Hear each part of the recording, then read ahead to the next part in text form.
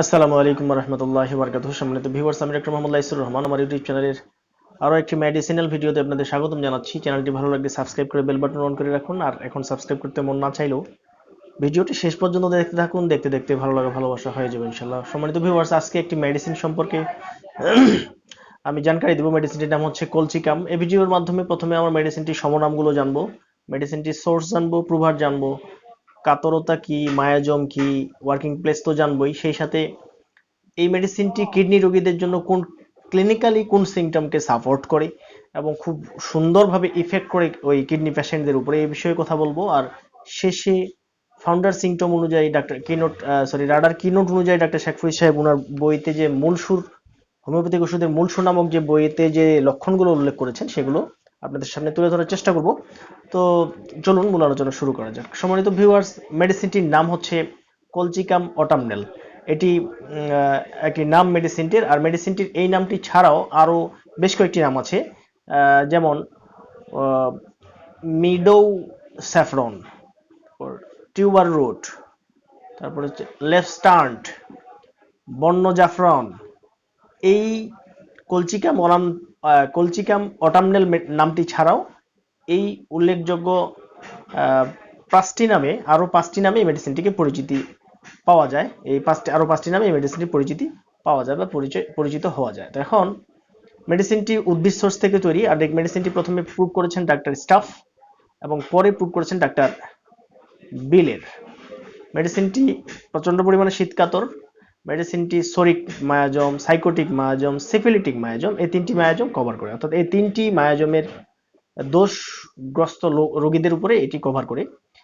মেডিসিনটি পরিপাকতন্ত্র যদি আমরা খেয়াল করি, পরিপাকতন্ত্র খেয়াল করলে মেডিসিন আমরা দেখবো মেডিসিনটি পরিপাকতন্ত্রের উপরে কাজ করে। ওয়ার্কিং প্লেস যদি খেয়াল করি, পরিপাকতন্ত্রের উপরে কাজ করে, হৃদপিণ্ডের উপরে কাজ করে, রক্ত সঞ্চালনের উপরে কাজ করে, কিডনির উপরে কাজ করে, চর্মের উপরে কাজ করে, লিগামেন্ট সমূহের উপরে কাজ করে, সেরাস টিস্যু সমূহের উপরে কাজ করে, জয়েন্টের উপরে কাজ করে। সম্মানিত ভিউয়ার্স, আমার ফাউন্ডার সিমটম বা হোমিও ওষুধের মূল সুর যেই ভিডিওগুলো আমি নিয়ে আসি, যেই সিরিজের ভিডিওগুলো আমি নিয়ে আসি, এগুলোতে ওয়ার্কিং প্লেস উল্লেখ করার কারণটা আমি আগেও বলেছিলাম, এই ভিডিওতে বলছি। এখানে যে লক্ষণগুলো কিনোট আকারে দেওয়া হয় এগুলো খুবই সামান্য লক্ষণ এবং ফাউন্ডার সিমটম, হ্যাঁ, যেই লক্ষণগুলোর উপর বেসিক করে মেডিসিনটি দাঁড়িয়ে থাকে বা দাঁড়িয়ে আছে বা মেডিসিনটির ভিত্তি বলা চলে। তো মেডিসিনটির এই ওয়ার্কিং প্লেসগুলোর মধ্যে, যেগুলো ওয়ার্কিং প্লেস আমি উল্লেখ করলাম, এই ওয়ার্কিং প্লেসগুলোর মধ্যে যে কোনো জায়গায় যে কোনো সমস্যা হোক না কেন, এই ফাউন্ডার সিমটম হতে একটি সিমটম যদি তার ভিতরে আমরা উপস্থিত পাই, 4টি 5টি 6টি 7টি যে কয়টাই কিনোটে সিমটম থাক না কেন, একটি সিমটম যদি আমরা পাই, যেমন পরিপাকতন্ত্রের সমস্যা হলো, পরিপাকতন্ত্রের অনেক ধরনের সমস্যা হতে পারে, হ্যাঁ, ইনডাইজেশনের প্রবলেম হতে পারে, গ্যাসের সমস্যা হতে পারে, আলসারের সমস্যা হতে পারে, কিন্তু এই ফাউন্ডার সিমটমের যে সমস্যা 6টা বা 7টা বা 5টা যে কয়টাই হোক না কেন, এটার মধ্যে একটা সিমটম যদি ওই লক্ষণগুলোর সাথে মিশ হয়ে থাকে, তাহলে এই মেডিসিনটি 100% ওই পেশেন্টের জন্য।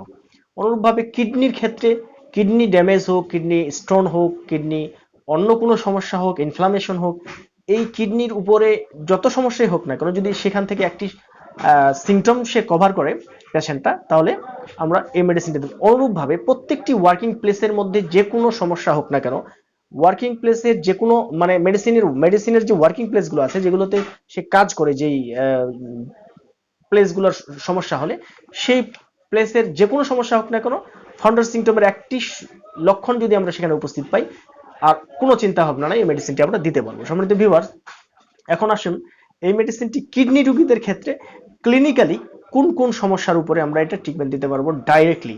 যেমন এই কিডনি পেশেন্ট যারা কিডনি ড্যামেজ হয়ে গেছে বা কিডনি সিকেডি, যাদের ক্রনিক কিডনি ডিজিজ, যাদের পুরাতন কিডনির অসুখ, হ্যাঁ, এদের এমন দেখা যায় শেষ পর্যন্ত আসলে কিডনির ব্লাডি ইউরিন হচ্ছে, বা লাইক ইঙ্কের মতো মানে কলমের কালির মতো প্রস্রাব হচ্ছে, বা অ্যালবুমিনাস যুক্ত প্রস্রাব হচ্ছে।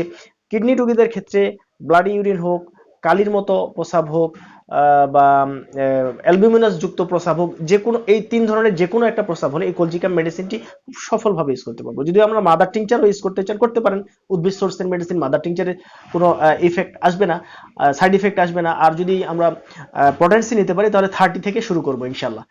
আচ্ছা, এই ছিল ক্লিনিক্যালি সিমটম আপনার ওই কিডনি পেশেন্টদের জন্য। এখন আমরা দেখবো রাডার কিনোটোলজির একটা শেখ ফরিদ সাহেব ওনার যে বইতে লক্ষণগুলো উল্লেখ করছেন সেগুলো কি বলা হয়েছে। 1 নম্বর লক্ষণে তিনি উল্লেখ করেছেন এখানে সুতীব্র ঘ্রাণ শক্তি, রান্না করার মশলার গন্ধে বমনোদ্বেগ, মূর্ছিত হয়ে পড়ে, বিশেষ করে যদি মাছ, ডিম, চর্বিযুক্ত মাংস রান্না হয়ে থাকে, এমনকি রান্না করার কথা চিন্তা করলেও, এমনকি রান্না করা খাদ্যের চিন্তা করলে এরূপ হয়ে থাকে। এখানে দেখেন এই পেশেন্টটার পরিপাকতন্ত্রের পেশেন্ট হোক, কিডনির হোক, রক্ত সঞ্চালন ক্রিয়া সম্পর্কিত হোক, চর্মের হোক, লিগামেন্টের হোক, সেরাস হোক, জয়েন্ট পেন্টের হোক, যে কোনো পেশেন্ট হোক না কেন, তার ঘ্রাণ শক্তিটা যদি এমন হয়, প্রচন্ড প্রখর ঘ্রাণ শক্তি, এই ঘ্রাণ শক্তিটা কাজ করে বিশেষ করে তরকারিতে যে মশলাগুলো তো ব্যবহার করা হয়, এই রান্নার মশলাগুলোর উপরে এমন তার কাছে বাজে গন্ধ মনে হয়, সে এটা থেকে বমন ইচ্ছা হয়, নসিয়া ভাব হয়, বমি বমি ভাব হয়, এবং এটা এক পর্যায়ে এসে মূর্ছা যায় বা অজ্ঞান হওয়ার মতো অবস্থা হয়ে যায়। আচ্ছা, এটা বিশেষ করে কোন কোন তরকারিতে হয়? বিশেষ করে মাছ, ডিম ও চর্বি জাতীয় মাংস যদি পাক হয়, এবং এই তরকারিগুলোর মশলার গন্ধে তার এই অবস্থাটা হয়। এমনকি যদি সে পাকের সময় নাও থাকে, মনে করেন বাসায় পাক হচ্ছে, সে বাইরে গিয়ে থাকলো, এই পাকের পরে সে বাসায় আসলো, বাসায় মাছ, ডিম অথবা চর্বি জাতীয় মাংস, চর্বিযুক্ত মাংস পাক হয়েছে, এখন বাড়িতে আসার পরে যদি এই তরকারিগুলো পাক হয়েছে বাসায়, এটা যদি চিন্তাও করে, তারপরও সে বমন ইচ্ছা হয় অথবা সে সেন্সলেস হয়ে যায়। এখন এটা যদি কিডনি রোগীর ক্ষেত্রে হয়ে যায়, কিডনি সিকেডি বা ক্রনিক কিডনি ডিজিজ, যেটা অনেক পুরাতন কিডনি রোগীদের ক্ষেত্রে লাল রক্তের মতো প্রস্রাব হচ্ছে, কালির মতো প্রস্রাব হচ্ছে, অথবা অ্যালবুমিনাস যুক্ত প্রস্রাব হচ্ছে, এটা শেষ পর্যন্ত দেখা যায় সে কিন্তু খেতে পারে না, গন্ধ পায়। এই এই রোগীদের ক্ষেত্রে কিন্তু এই লক্ষণটা আমরা পেয়ে থাকি সচরাচর। তো এইগুলো যদি লক্ষণ ওই কিডনির হোক বা অন্য কোনো পেশেন্ট, অন্য কোনো ওয়ার্কিং প্লেসের রোগীর হোক, অবশ্যই আমরা 100% এই পেশেন্টের ক্ষেত্রে এই মেডিসিনটি ব্যবহার করতে পারবো। 2 নম্বর লক্ষণে বলা হয়েছে পুরাতন বাত, সন্ধিবাত, ভ্রমণশীল বাত, স্পর্শ ও নড়াচড়া বৃদ্ধি। পুরাতন বাত যদি হয়, সন্ধিবাত যদি হয়, স্পর্শ ও নড়াচড়ায় বেশি যদি হয় ব্যথাগুলো, তাহলে এই সমস্যাটাই আমরা এই মেডিসিনটি দিতে পারবো। উদরের ক্ষেত্রে উদরে অতিরিক্ত বায়ু সঞ্চয়, পেট ফাঁপা ও শরৎকালীন বৃদ্ধি। উদরের ক্ষেত্রে বা পেটের ক্ষেত্রে যদি বেশি বেশি গ্যাস হয়, হ্যাঁ, বেশি বেশি গ্যাস হয়, পেট ফেপে যায়, ফ্লাটুস টাইপের, এখানে গ্যাস টাইপের হয়, ফ্লাটুস বের হয়, এবং শরৎকালে যদি এই প্রবলেমটা, পেট ফাঁপার প্রবলেমটা শরৎকালে যদি বেশি হয়, তাহলে অবশ্যই আমরা কি করব, ওই পেশেন্টের জন্য কলসিকাম অটামনাল মেডিসিনটি খুব সফলভাবে ইউজ করতে পারবো।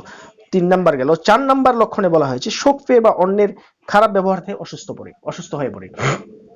শোক পাওয়া থেকে, কোনো প্রকার শোক, মানে হয়তো তার পরিবারের কেউ মারা গেছে, বাপ মারা গেছে, মা মারা গেছে, অথবা ভাই মারা গেছে, বাচ্চা মারা গেছে, স্বামী মারা গেছে, এই জাতীয় বড় ধরনের কোনো শোক তাকে টাচ করেছে, এবং অথবা অর্থনৈতিক কোনো ক্ষতিগ্রস্ত হয়েছে, অথবা অন্য কোনো ব্যক্তি তার সাথে খারাপ আচরণ করেছে, এই ব্যক্তিটা কিন্তু যদি সমাজের, এখানে ব্যাখ্যা সম্পন্ন একটা ব্যাপার আছে, সেটা হচ্ছে সমাজের অন্য ব্যক্তি যার সাথে তার তেমন কোনো রিলেশন নেই, সে যদি খারাপ ব্যবহার করে, এটার ক্ষেত্রে কিন্তু সে অসুস্থ হয় না। সে অসুস্থ হয় তার রিলেটিভের মধ্যে, আপন লোকজনদের মধ্যে যদি বেশি খারাপ ব্যবহার করে, তখন সে একটা শোকের মতো জিনিস কিন্তু তার ভিতরে, তার মাইন্ডের ভিতরে মানে মাইন্ডের ভিতরে একটা ছাপ পড়ে, ওখান থেকে সে অসুস্থ হয়। যদি এরকম কেস হিস্ট্রিতে পাওয়া যায় শোক, অথবা কোনো ব্যক্তি খারাপ ব্যবহারের দ্বারা সে আক্রান্ত হয়েছে, অসুস্থ হয়ে পড়েছে। আচ্ছা, অবসন্নতা, শীতলতা, হিমাঙ্গ অবস্থা। অবসন্নতা, অবশ হয়ে যাওয়ার মতো অবস্থা, শীতলতা, শীত শীত লাগা, এবং হিমাঙ্গ অবস্থা, শরীরের পুরো শরীরটা ঠান্ডা অবশ হয়ে যাওয়ার মতো অবস্থা যদি থাকে, তাহলে অবশ্যই আমরা এই মেডিসিনটি খুব সফলভাবে ইউজ করতে পারবো। সম্মানিত ভিউয়ার্স, আমরা আলোচনা করছি কলচিকাম অটামনাল মেডিসিনটির ফাউন্ডার সিমটম। 6 নাম্বার লক্ষণে বলা হয়েছে পাকস্থলী, পেট জ্বালা, পাকস্থলী ও পেট জ্বালা বা বরফের মতো ঠান্ডা অনুভব হয়। এখানে ব্যাখ্যা সাপেক্ষ একটা ব্যাপার, পাকস্থলী আর পেট দুটা কিন্তু দুই জিনিস। এখন যদি আপনাকে বলি, আমি পাকস্থলী হচ্ছে স্টোমাক, যেটাকে আমরা বলি, হ্যাঁ, আর পেট হচ্ছে অ্যাবডোমেন। অ্যাবডোমেন আর স্টোমাকের ডিফারটা আমরা কিভাবে করি? আমরা যা খাচ্ছি, খাওয়ার পরে আমাদের যে থলেটার মধ্যে খাবারটা যাচ্ছে, ইন্ডাইজেশন প্রক্রিয়াটা সম্পন্ন হচ্ছে, এটা স্টমাক। ওকে।